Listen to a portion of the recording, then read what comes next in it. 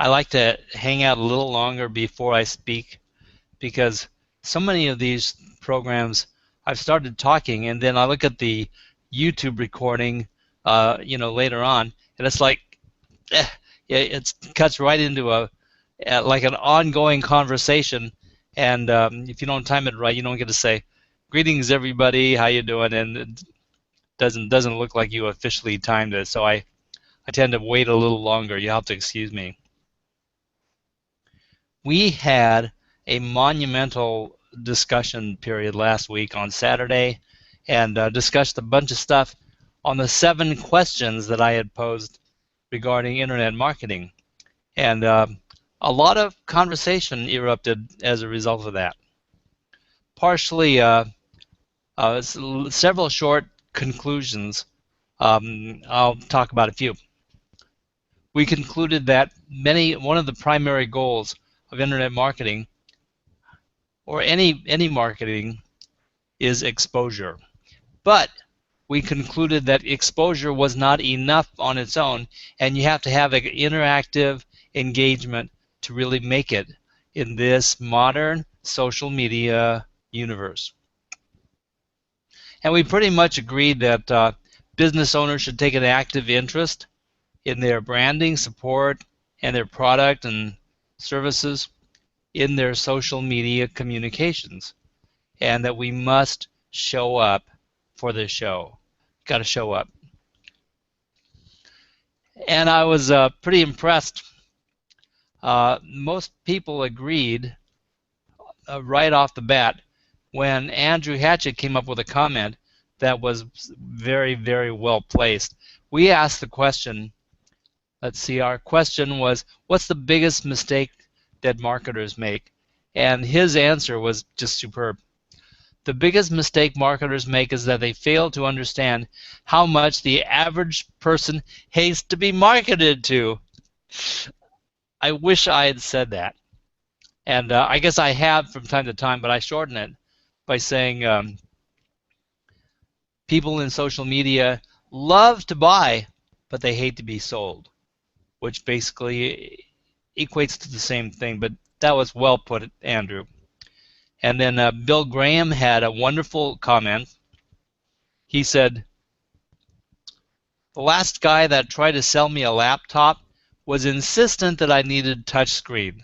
He lost a sale, and I went somewhere else and spent that extra touchscreen money on a better laptop.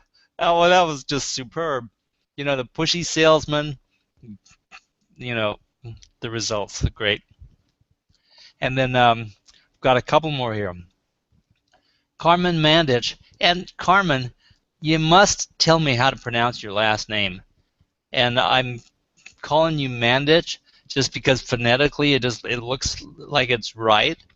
But please correct if it's wrong. I mean, after all, we got Lowell Ann Fulsang's name straight. We can get your name straight too. But Carmen said, there is nothing like word of mouth. I'm a screamer for both the good and the bad. And that was great, but I wanted to recognize that bad news travels faster than good news, so it's better to be spreading good news. And as I was going to say, Lowell Ann Fulsang expressed that it's probably the most important message that we discussed Saturday. The importance of staying on top of current trends and sharing what we learn. Now, that really wraps it up. It's like education-based marketing. Keep yourself informed, keep up to date with the current stuff, and share what you learn. And that's the nature of Google Plus communities, and that's the nature of Saturday morning Marketing Smarties. That's where we come from. But with this in mind, what's next? What is beyond our speech today? What is beyond today's marketing? Anyone ever heard of Alexa, Amazon Alexa? Have you heard of that, Terry? Okay. I don't know how many people in the audience may have heard of it, but Amazon Alexa is the early stages of commercial artificial intelligence. So people are saying, what the heck are you talking about? kind of know what artificial intelligence is. I've seen the movies. I've seen the robots. So what are you talking about?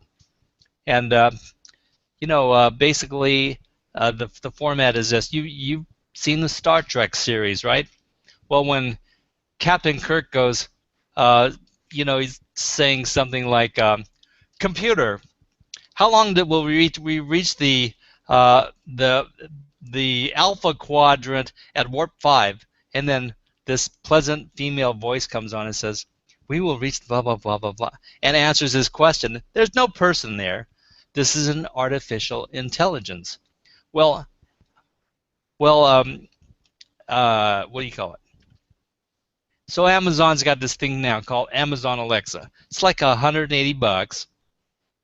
Sits on your shelf. It's a tube, and literally, no, it won't plot your course to the Alpha Quadrant. No, but it will do many other things. It'll keep your shopping list.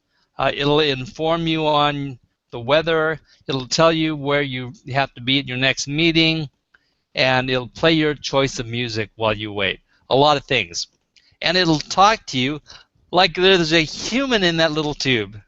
So you've even got some companionship if you if you use your imagination. But I mean, it's moving out, right? We had an extended conversation after a couple of days. We're still talking last week about how handwriting might become an art form, and maybe is going to be replacing the need for Morse code and smoke signals, just in case the society crashes and technology is ruined. We'll still have handwriting, right? But I think it's going to regress to at least an art form. So, Roland, how do you feel about your own signature now? I mean, I know for myself that I have a really hard time holding a pen. It feels really uncomfortable. Just holding a pen and writing is just very uncomfortable now for me. You are going to be so embarrassed when I answer this question because, of course, I'm right-handed. And the issue is that my right hand is right there. So I don't do too much writing with my right hand. So basically, I was able to sign a few documents the other day, put an X there, and then they said, nope, sorry, that's not enough. So, oh, well, crap, what am I going to do? So I scribbled with my left hand RST, which are my initials, and I signed about 8 or 10 documents with this RST. I was having a medical examination. And so I'm signing this, and the RST, none of them looked alike. And, some of them were way out of the space, and some of them were, nothing more than a scribble. But they accepted it because it was ink from the pen that I held. So I used to have a really nice signature, and I'll miss it. But I don't have any use for it. I don't have any use for it. So I'm one of those that recognizes the value of having it before versus the today's age and what the practical application of handwriting is. And although I miss it, that's the way it goes. Well, you're a candidate for the chip, that's all. And I predict that when they make the chips part of piercings, that the chip will become very, very popular. Yeah, I bet. Well, I don't know if it will or not, but I'm all in favor of fingerprinting and eye scanners. And before we go any further, let me introduce our 3 additional people in the green room. By the way, good morning, Saturday morning Marketing Smarties and Smarties everywhere. Thanks for listening to us ramble for the first 10 minutes, because that's what we do. And, I play around with a bit of a monologue and have fun with it. But, I mean, along with the humor, I'm very serious about the points that I'm making. So it's not just not just a commentary to make you laugh. Anyway, since you dove in, Terry, let's introduce you first. Terry is from, don't tell me, Elizabeth City, North Carolina, and he is what I call a jack of all trades, master of many. Say hi, Terry. Hello, everybody. How are you? Good to be here on Saturday. I'm going to be learning a whole lot once we get into it. rest of the conversation today because I'm just about ignorant about it. Well, not so much. We're going to be asking your opinion on other things too. But thank you very much. And next in my green room hangout in my strip, I've noticed that the strip is the same for everybody, which I don't understand why it should not be. But anyway, the next person in my lineup is Molly Youngblood Geiger. And Molly, the only thing I can say about when you introduce yourself is you have to enunciate the name Youngblood better, because it took me a long time to figure out what your middle name was. Anyway, Molly is from Jacksonville, Florida, and she is our Google lady. Say hi, please. Hi, everyone. My name is Molly Youngblood Geiger of Design Right For You out of Jacksonville, Florida. I'm excited to be here today and talk about the subject matter. I just want to quickly add to what Roland was talking about earlier about artificial intelligence, that Google is actually already using artificial intelligence. In fact, over the last couple of weeks, they applied it with Gmail, which reduced spam by 99.9%, and they also have used it with Google Now, which has improved the speech recognition by 50%. So AI is real, it is being implemented, and it's happening right now. So thanks. It's the new move, and we want you to keep us up to date on that, Molly. Thank you. And last but not least is Karen V. Chin. Karen is our San Francisco marketing consultant and a specialist in social media engagement. Karen, please say hi. Hey, Roland. Hi, everybody. This is going to be an interesting discussion today, and as Terry was saying, I would really like to know what he thinks about text messaging. I do too, and I'm not doing it specifically to cause an engagement between Molly and Terry, but I think that they're both going to have very, very unique perspectives and some great opinions and information concerning text messaging. I don't think personally that text messaging is a huge thing, but it is part of the movement that we're going from as we enter the mobile era and thoroughly engage and explore that out. So it's something that we must consider, but I would not advise everybody to jump on text messaging.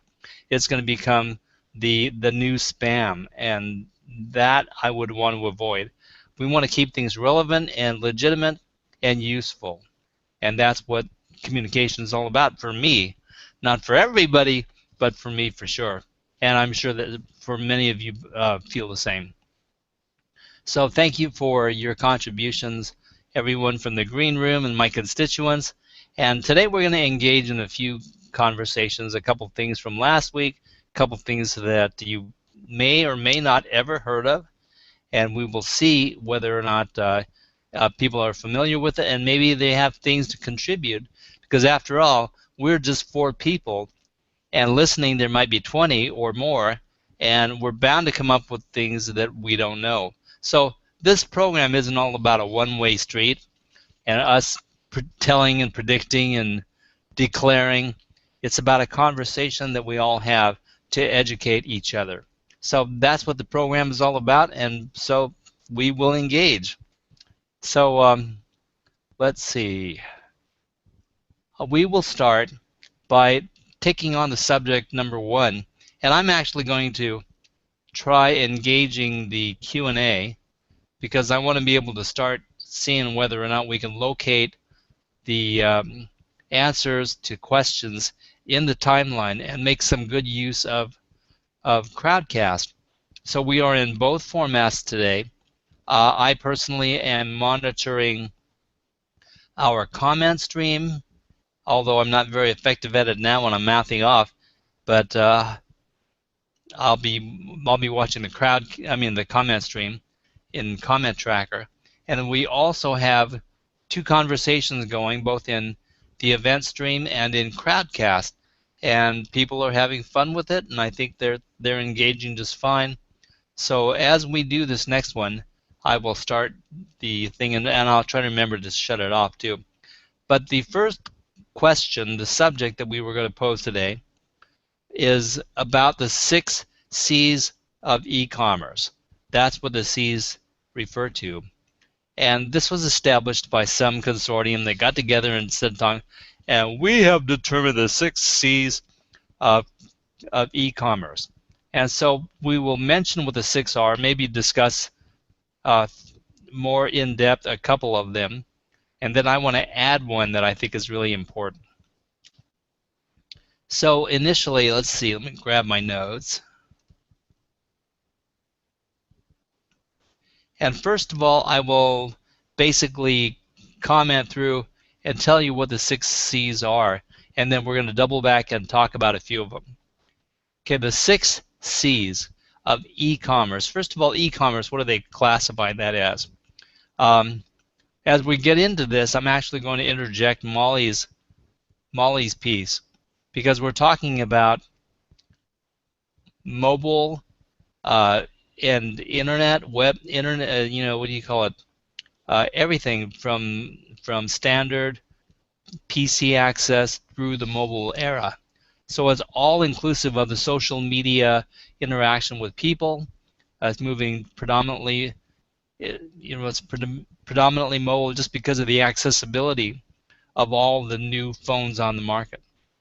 So when you consider mobile, what we're talking about are things like the Google Buy button that Molly talked about a week or two ago, and Pinterest buyable pins, click-to-buy features on Instagram, and Molly's telling me it's called the Fab button that she was talking about a couple weeks ago. You can look that up. And Facebook stores. It used to be that you had to refer out of Facebook over to your website or over to a different e-commerce platform, and right now they're playing with having stores right in Facebook. So everybody's got to monetize. Social media's got to monetize, and they're going to do it somehow, no matter what. But do we like it? Is it a smart thing for everybody? So those are the questions that I would like to discuss today. But to fill you in on one of the things that it's probably right in the heart of the subject, is text messaging.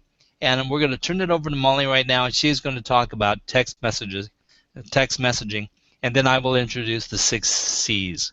Go ahead, Molly. Hi, yeah. So one of the strategies that I've seen companies use to help with their customer engagement, especially on mobile, are text messages. Just a quick description of what a text message is it works on a system called a short message system, or SMS system.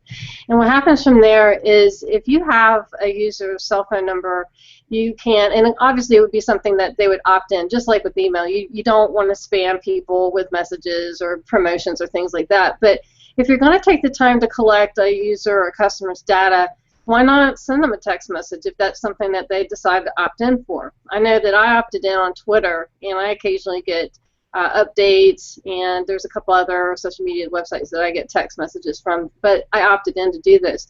But from there, if you have a cell phone number for a customer or client, you can actually look up the address of that number to find out what their mobile carrier is, and from there you can actually take and email it. And a lot of people don't realize that the servers that short message system or text messages are sent on are very similar to web servers.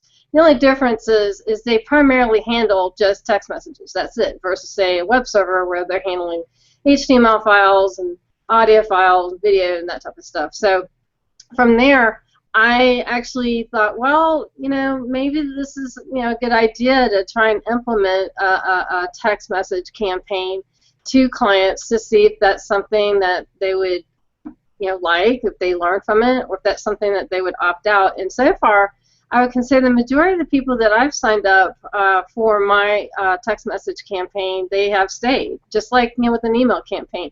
And I think it's important to also consider that you don't want to spam people. You maybe want to wish them a happy holiday, like during the holiday season, or if it's their birthday, if you're able to collect that data, just for that engagement factor. And going back to the mobile experience, we want people to understand that the brand who's sending the text message is not sending it to spam or to annoy or to try and go out and get more customers, but it's more or less to engage with that customer, like a little reminder, like, hey, remember you opted in for a text message from our brand. So that's just really quick what I wanted to share at least my experience with text message campaigns, that it's something that you can consider. You know, if you think it might benefit your customers or your clients and get more engagement from them, remind them of your service, remind them of your brand, then it's something to consider to include in your advertising campaign. Well, what kinds of campaigns have you experienced already that have worked out well? Well, what I've found is whenever I remind people about, hey, happy Thanksgiving, or, thanks for stopping by. If I have a special promotion, like I might send out a text saying, hey, we've got 50% off business cards this summer, or, just not things that you periodically send your clients, not, hi, I want to find out what you've been up to, or, nothing that's going to be annoying to them, but something that's going to be beneficial to them, or just remind them that you are their brand, you're associated with them in the sense that they're your customer, you're their provider. And from there, I actually have seen other people engage on different types of campaigns, meaning depending on the business, it varies. Obviously, bakery, they could say, hey, we're having a discount on birthday cakes, or florists, they could say, hey, it's Valentine's Day, stop by, and or I'm like, this is something else to consider. That if you do utilize text campaigns, you can actually drive people to your website. So say a florist is having a Valentine's Day special and they want them to go to a certain, Valentine bouquet page. You can actually take and engage those customers and try and steer them to that promotion that you're trying to make them aware of. Okay, so basically we're giving some really good examples of how text messaging can be beneficial. And I've even seen text messaging offering discounts through proximity local search when you get too close to somebody but you're passing by and then they offer you a sandwich at 50% off or something like that. There are systems that use the text messaging through local response type of actual live active area local prompts, and it can be very, very handy. But what I would like to know is if you can give an example or two of campaigns gone wrong or things that we should not be doing, because the people listening to this program are going to say, okay, well now I know the tool, text messaging, have an idea what we could do, and gee, okay, we're enabled through these things if we engage. But a lot of people are going to go out and do it wrong. So give us examples of a couple of ways that we should not be text messaging. I mean, very clearly what you've experienced or people are doing. Go ahead. Sure. So an example of what not to do would be, say for example, you post to social media. I know I post to social media roughly 6 times a day. So in that sense, you don't want to text somebody 6 times a day saying, hey, I did a post on Facebook or I did a post on Google+. That would be considered spam, and it would be annoying. And to be honest, if somebody did that to me, I would probably opt out, because I don't want 5 or 6 text messages from the same business sending me, oh, I posted on Google+, or I went to lunch or something like that. So in those instances, frequency is something that's very important. You don't want to over text your clients or your customers. I would definitely use it only for holidays, maybe a special promotion. And another campaign that I think would not be a good example is just random posts that don't have anything relevant to the business, meaning, hey, we're painting the outside of our shop today. Well, that has no relevance to a customer. That it doesn't share any type of insights on how they're going to benefit from your business because you tell them you're painting the outside of your store. So I think you want to make sure the messages that you send out through text are relevant to the customer, meaning we're having a sale, we have a discount, free membership sign up. Those types of things are what you're going to use as the content for those type of campaigns. Good deal. And thank you, Molly. So, I mean, the semi-conclusion of that stream is that text messages is going to be on the rise, just because all the commercial advertisers that don't know any better are going to jump on board and start using it. And they're going to say, here's another avenue and channel that I can exploit. But that's going to cause a lot of dissension and a lot of confusion and a lot of misleading messages to the people who want to use text messaging right. And then it's also going to create an environment. Au contraire. This is not a new technology. You're making as if it just landed in the face of the marketers. I'm not saying it's new. No, I'm not saying it's new. 7 years old. Trumpia is a huge one. Easy Text, a bunch of different services. Then they make it easy to completely abuse their system. And I think what's happened though is we are 6 years down the road. It's mature, and you have education right there on the sites of these services that offer the stuff that help guide you through what's stupid and what's not. So it's not like in the Wild West days when this first came out, where people were making really blatant errors and imposing on people's privacy, basically, by showing up on their phones with completely irrelevant messages. I believe it's even been regulated up to a point. Yeah. Terry, I was thinking even 6 years ago. I think it's like 15 years ago, because I remember getting text messages way back in the day when you actually had to pay for those messages, and I was flipping out because I did not want them. I didn't ask for them, and I think that they're just completely annoying, and to the point where I will stop shopping at those places or do business with them. And that's why it's so important to include an opt-out link, because you certainly don't want to spam your customers. So if you're going to use a text marketing campaign, please make sure you have an opt-out link, just like with an email campaign, to where you give that user the ability to opt out of your text messages if they don't care to receive them. You know, another area this was very good, very strong, was in being informed when tickets were available on sale for different events, and you could get a text SMS and be right on top of it from your mobile device to buy the tickets before they sold out.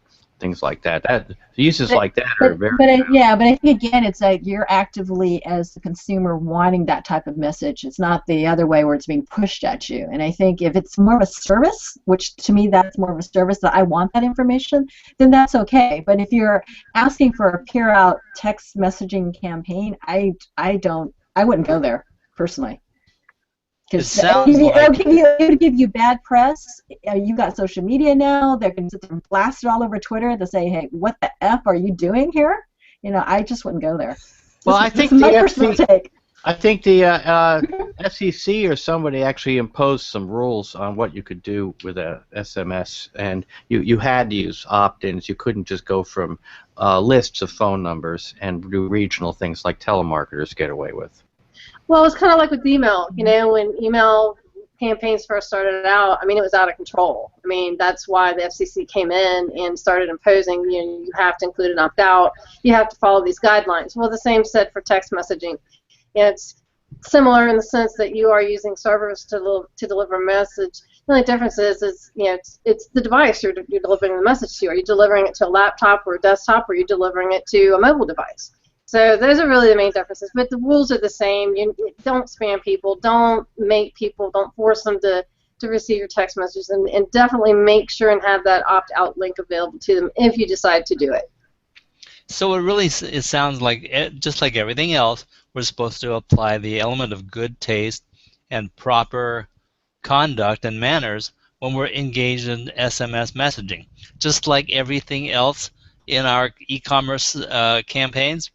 And if we do that, if we have the right attitude in all that we do, we'll find ways to be successful if those channels and format is right for our business. Personally, I wouldn't send text messages to advertise R&D hotline. I mean, why?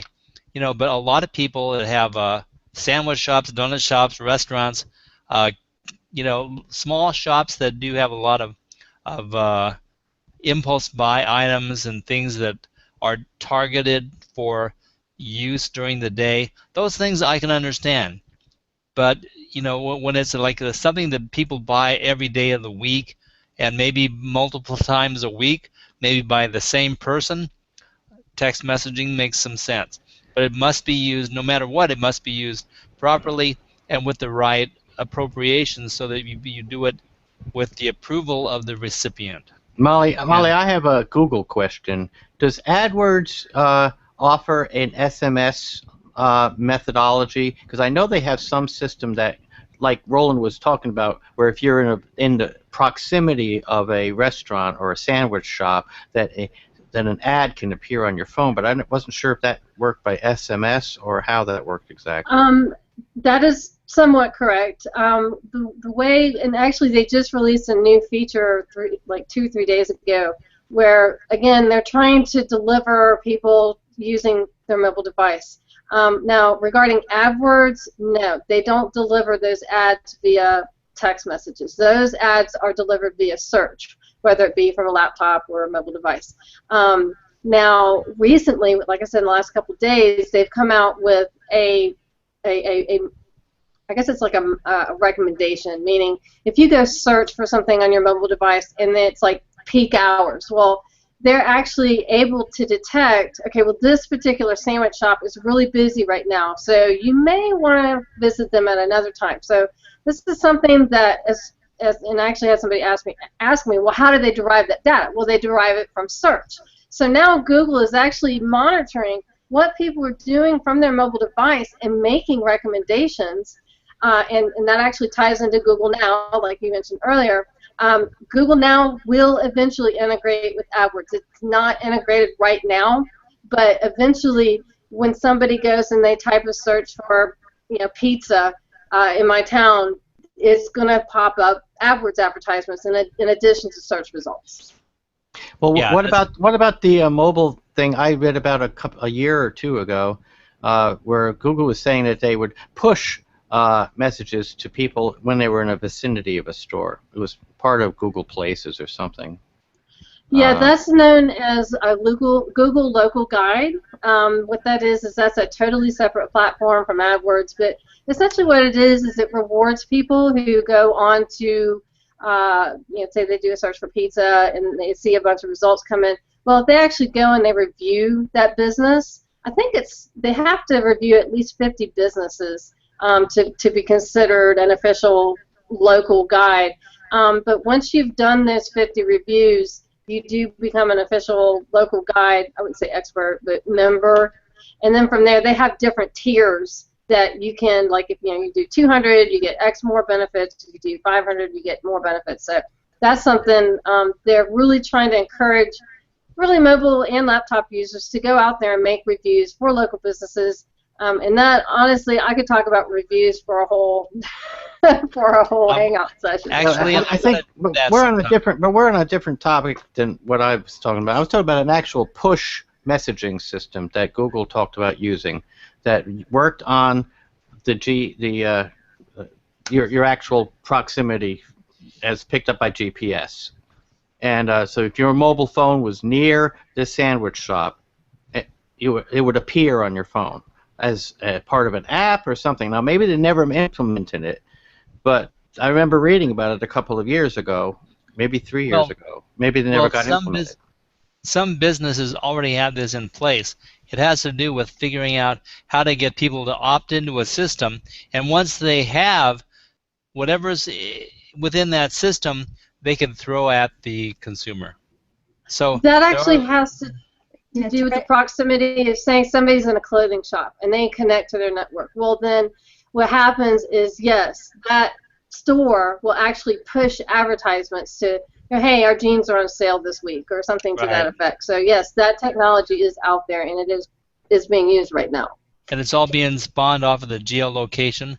I know Karen has something to add to this because she's, I think, a local guide. So there's a couple of things. So back to that comment that you said, Terry, there's recommendations. So if you actually were using your mobile and were looking at it and you were at a store, it would have recommendations for stores in the area that you're close to. So if you check that out, you can do that. And as a local guide myself, you literally can become a local guide level 1, literally with 2 reviews.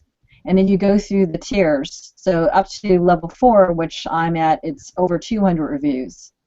And so they're based more on individuals going out and searching for, local businesses, places, and basically showcasing what your area is about and providing reviews. Very similar to Yelp, I guess, in some ways in terms of Yelp reviews, if you need to have someone association to.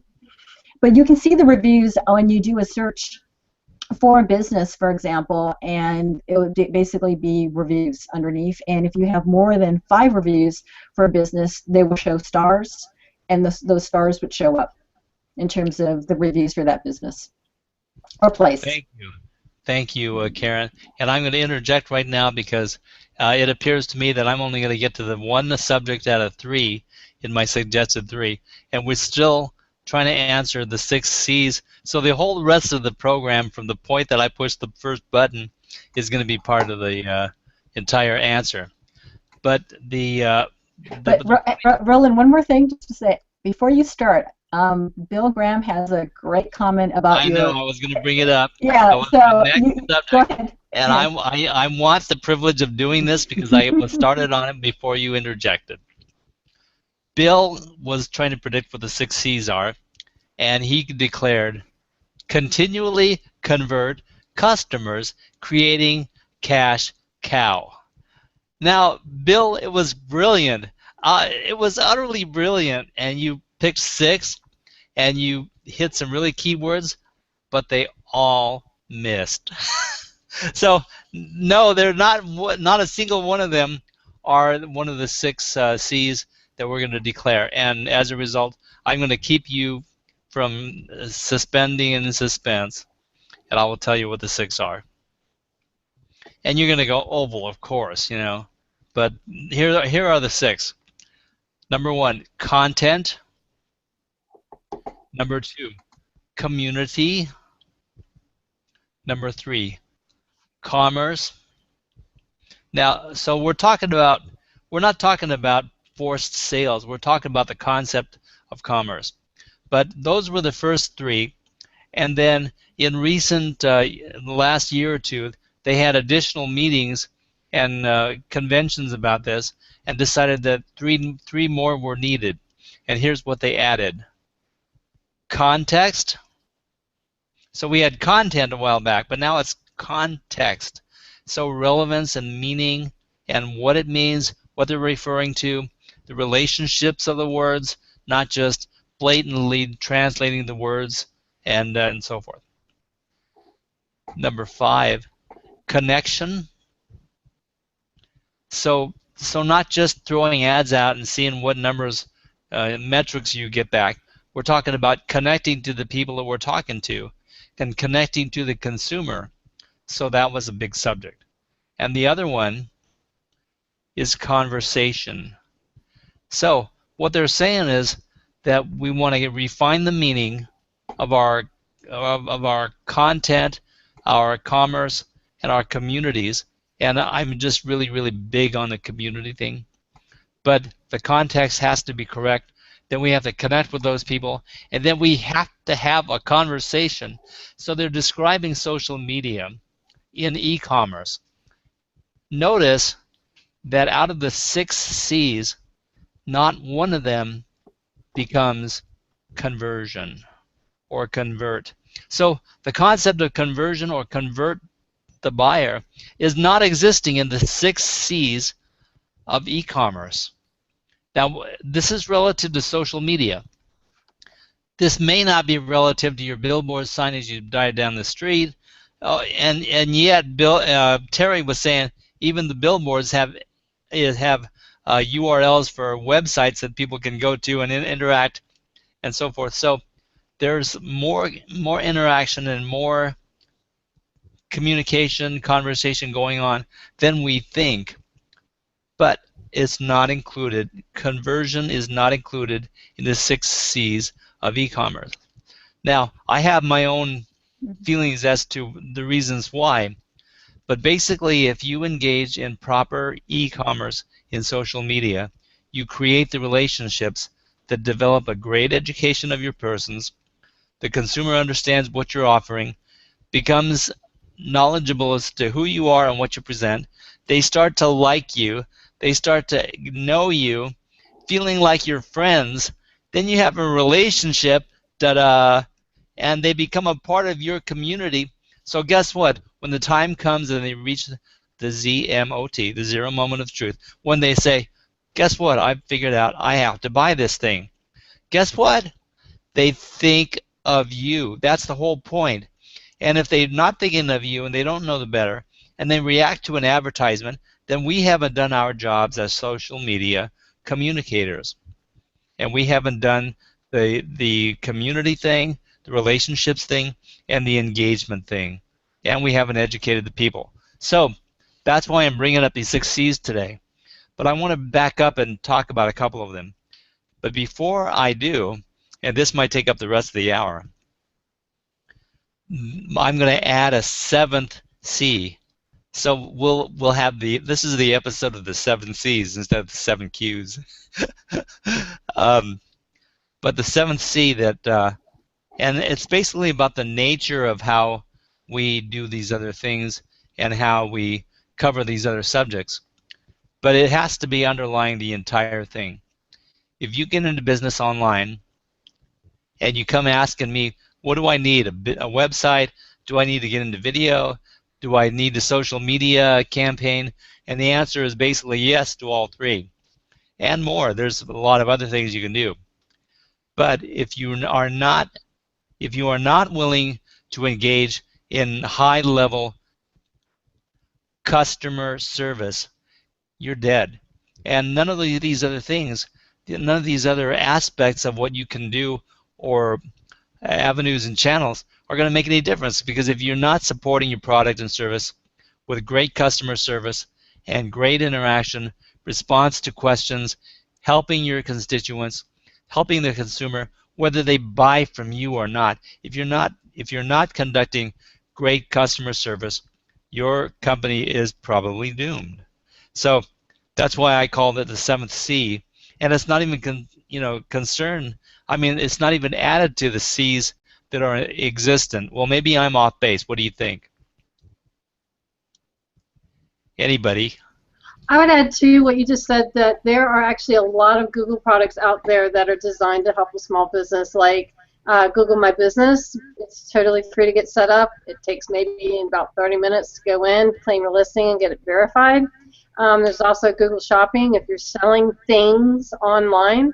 If you integrate Google Shopping with, say, an AdWords campaign, what happens is when somebody goes, let's say they type black t-shirt, well, what happens is if you have your product optimized with AdWords and Google Shopping, when somebody types that, your product is going to show up with that search, meaning a picture of that product from your store is going to show up in that search, which means there's another opportunity for a sale.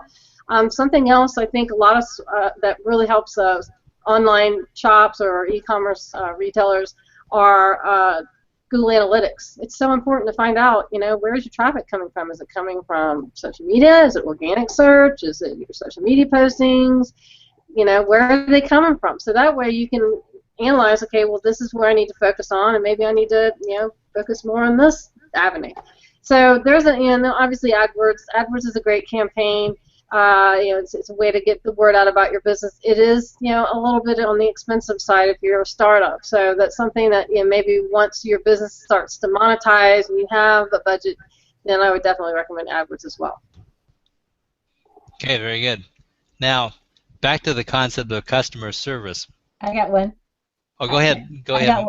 I got actually one to add to. What about credibility? Oh, absolutely. Authority and credibility are key.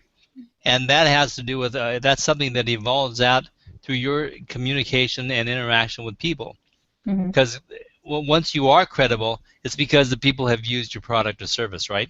I mean, no matter how they like you or what kind of a relationship you have, if your product is not the best within a price bracket, or at least competitive in a price bracket, what's the use in advertising it?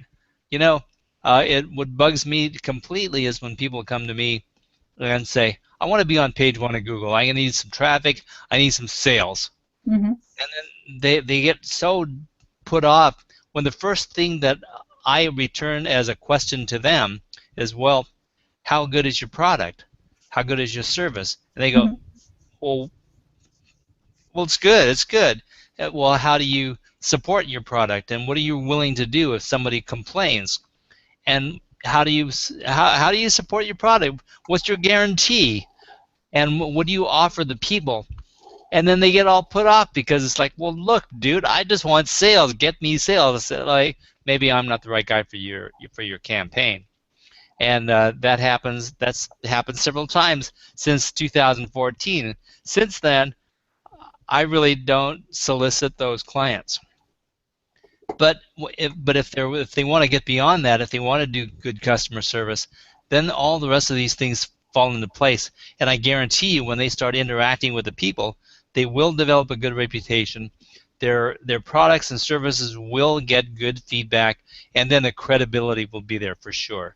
Molly, did you want to add something to that? Yeah, I would actually add to that. That's exactly what I've experienced through my journey online. Is when I first started out, I mean, I didn't have a lot of resources. I didn't have a budget to do any advertising or to get on page one, and it was through going out consistently, performing, giving good customer service, providing the services that I said I could, that I could provide. But I actually had a really big challenge because I would get a lead and I'd tell them, okay, that's a $1,500 ticket, and they're like, oh, well, I already paid another web designer $1,500 and they skipped town. And I'm like, oh my God, how am I going to compete with that? And so I came up with a different pricing model, which has been very effective. It's helped me out. But I think what your point is about building that credibility, because if you are consistently going out there, performing on social media, performing your service or your product, what's going to happen is those customers are going to share that with their network.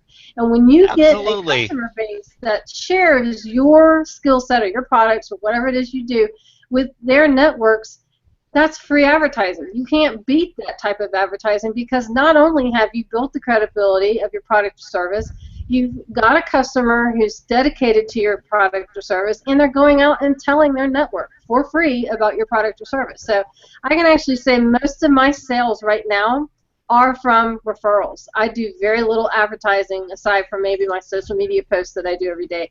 I don't do any print advertising or radio, TV, or anything like that. I don't need to, because my customers go out and advertise me for free. So it goes back to that whole concept of, besides the credibility, it's word of mouth, right? I mean, that's before social media, before all this technology, it's word of mouth. If you have word of mouth, your business is golden. Yeah. Absolutely. And that concept is thousands of years old. I mean, that concept of just go out, provide a quality product or a quality service, do your customers right, and they'll do you right. So how do we, in commerce, how do we get so far out away from that to disconnect ourselves to think that we could pay internet marketers something to skive some sales regardless of how good or bad our product is? How do we get there? Isn't that, I mean, to me that's an atrocity. And so that's one of the things that I want to stress to all marketers or people who are thinking of getting into marketing their product or service, is focus a good deal of what you do on self-improvement and constantly being on the cutting edge of what you supply, and then think about advertising that. And the best way to advertise that is to talk about it and be in the circles of communication within the environmental communities that are already talking about the issues, the problems, and the solutions, and then join them in that quadrant. And then when you're talking the same language, and guess what? Everybody around you is your targeted audience. So, I mean, that's a different way of marketing. We're not just playing a numbers game into the case then. So that kind of drives home what I was getting at. And I thank you for extending this conversation. I'm going to switch gears a little bit. One last comment on your C's is that they've only got 6. We've just added a 7th, so I'm going to start a blog series on selling the 7 C's. Selling, that's great. Not sailing, but selling. Man, yeah, thank you very much, Terry. We have to do that. No, I appreciate that. I thought of that too, the 7 C's, but I thought, well, no, people might think that's a little bit corny, but it's good. I like it. So anyway, I wanted to add one more thing. We are not going to get to my third subject, but I'm going to definitely start answering. Oh, I never started, so I blew it. Fancy that. Anyway, I started doing a preface, and then I was going to say, let's start this, and then I didn't. So it shows you how good I am at using the tools. Okay, well, let's go ahead and mark the one. We will do the, does anyone understand what social media marketing is? I'm going to start this and ask that question again. Yes, social media marketing, what that is making use of social media to build an audience, create credibility, and then market whatever product or service you offer. I actually, when I first started out, I didn't have much of a budget, and so I figured, well, social media is free. I can go sign up for an account for free. But the key to social media marketing, I think, is frequency, because a lot of people think, well, if I go do a daily post, well, that's it. I just go do a daily post on each one of the social networks. And I found from the beginning that that strategy did not work for me. And then I had the problem of, okay, well, I'm going to post several times a day across the networks. And then I found myself spending hours of time doing nothing but social media marketing. I'm like, okay, this isn't going to work because I have to spend some time working. And so the solution I ultimately came up with is I came across an app that automatically posts for me. Now, it does not automatically write the post. What it does is it automatically shares the post, meaning I still go in, I still write the content, whether it's an article or some tips or video or pictures, whatever it is I decide. And that's something else that I experimented with. I did actually a year-long study on myself, and I tried a variety of different content. Like first I started just, a text message, and I don't mean a text message, I mean a text post. I didn't really get a lot of engagement. So then I thought, well, why don't I try pictures? And I got some more engagement. And I thought, well, why don't I try videos? I got more engagement. And so then I started actually putting information about, okay, well, I'm Design Right for You, and put my website link. I got more engagement. And it was through that I actually started building an audience. And one interesting thing I found is when I did not post, or if a post didn't happen when it was supposed to have, I actually have people contact me on that social media channel saying, Molly, where's your post at? Are you sick? Are you okay? We were counting on you. And I thought, oh, wow, hello, there's people out there actually reading what it is I'm sharing. And I even had a few people connect with me, I think it was on Facebook, that they're just like, I read your stuff and I really enjoy it, and I just wanted to drop you a line to let you know, I really like what you write about. And I still get that today. I mean, people, if I talk about a certain article or a certain subject, people actually, I've gotten emails. I actually post regularly on LinkedIn on their Pulse writing network. I've gotten several messages from people saying, hey, I really liked your last post on Pulse. So I think it's really about engagement, frequency, building authority, and then once you do that, then at that point, if you're inclined to, you can tell people, oh, by the way, this is what I do. So I want to summarize what you have said.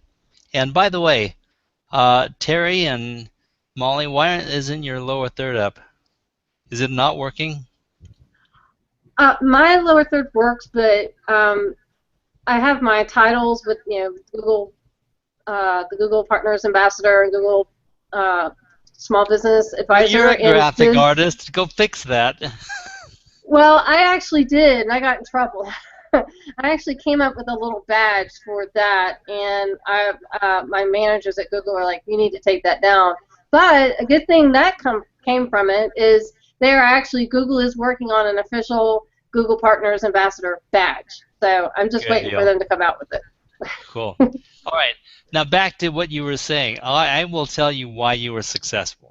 And it is not because of the frequency, and it is not because of your diligence, although those things, of course, were eminently tied to your success. But the reason you were successful at it was that you built relationships and helped people, not because you did it regularly. It was the attitude with which you were posting, the way you interacted with the people, and you made friends and helped people. And I don't know how to drill this into people. If you get into internet marketing with no intention of helping people, you're not going to do very well. And that's just, and I don't want to work with you either. So, that's the reason why you were successful. And so you're a perfect example of that. And this is my segue from what you were describing into the actual second subject, which I misspoke. It was not social media marketing. It was social media targeting.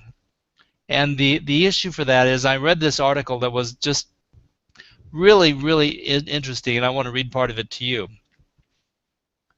It said, well, first of all, I wrote this part, so I'll tell you, social media has to monetize. They have to do something. So Facebook charges for boosts, they have ad opportunities, and there are people that specialize in that stuff. Guess what? You're still buying ads in social media.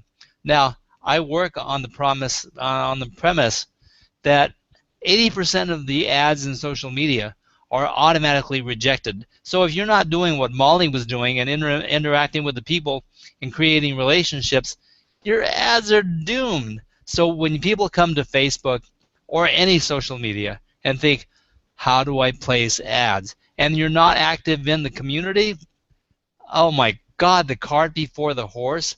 Do we even understand that? So that's problem number one. You're not engaging in the people, and you're not using social media for what social media was designed for in the first place, for people to socialize. So why are you trying to sell in the midst of that? The people don't like it, and 80%, I think it's a bigger percentage than that. But I go by the 80-20 rule on stuff like this, and 80% of your ads are rejected outright. So please keep that in mind when someone says, oh yeah, we can get you a perfect campaign for advertising on Facebook. Look at them with skepticness, because I don't believe a word they say. But that's me. Yeah, I think it goes back to also, Roland, besides, the building of authority and engagement and frequency, but it's also, when it comes down to it, people want to deal with people, right? And that it's about building of communities. And that's what social media, to me, is about. It's about the building of communities. And if you got the community with you, whether it's 5 people, 10 people, or 100 people, those people will be your brand advocates. And social media in itself today, it's about personal branding. What you get your message out, how you tailor yourself, and how you build on yourself. Getting that message, product or service, person, we're all our own personal brands now. Absolutely. And I think that we mentioned it just, it was maybe last week or the week before. If you're building communities, if your community is one, start with the one and build a good relationship. And from there, you build, one becomes 2, 2 becomes 4, etc. But when you also think about it, everyone keep in mind, everyone who has been on social media today, who started out 2 years, 3 years, 10 years, however you want to call it, they started, as you said, with one person, themselves. They found a friend who had common interests, so like-minded people. You just have to find that tribe. And once you find that tribe, that message of whatever you're wanting to spread will be spreading out for you, because you have all of those folks doing the heavy lifting for you. And when you think of the social media gurus, experts, or however you want to call them, we're all basically spreading their messages. When you think about what we like, if we find something that we're interested in reading, like what Roland has done today, he's sharing that message. It's pure and simple. I agree with that. Karen.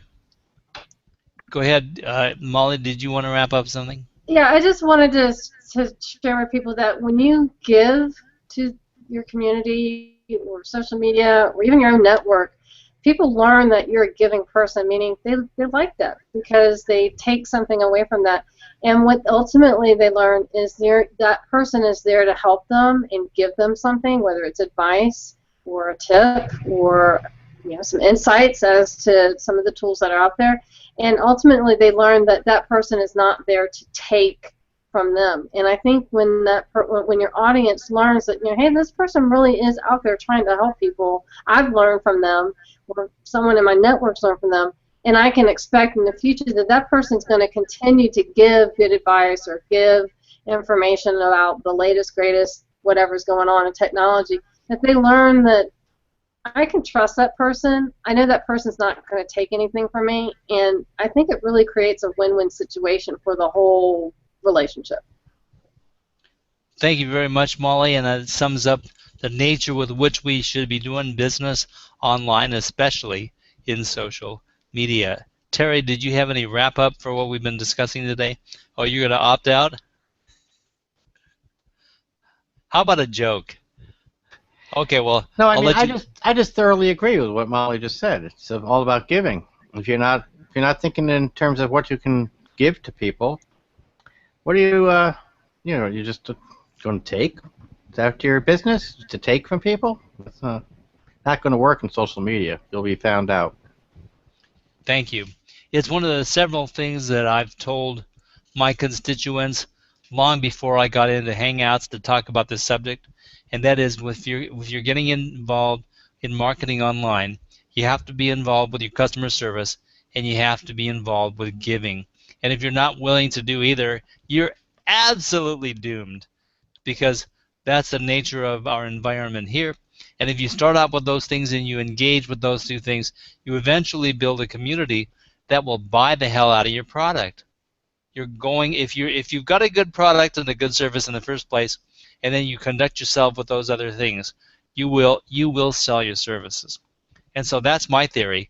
Without the pitch, without having to put out a big banner or advertise and do that. Now, we're going to have to wrap things up in a minute, but I'm going to finish this one concept, because we are never, ever going to get to my number 3, which was, what does NPS stand for? We'll let you think about that until next week, but back to the social media targeting concept, I wanted to read this paragraph.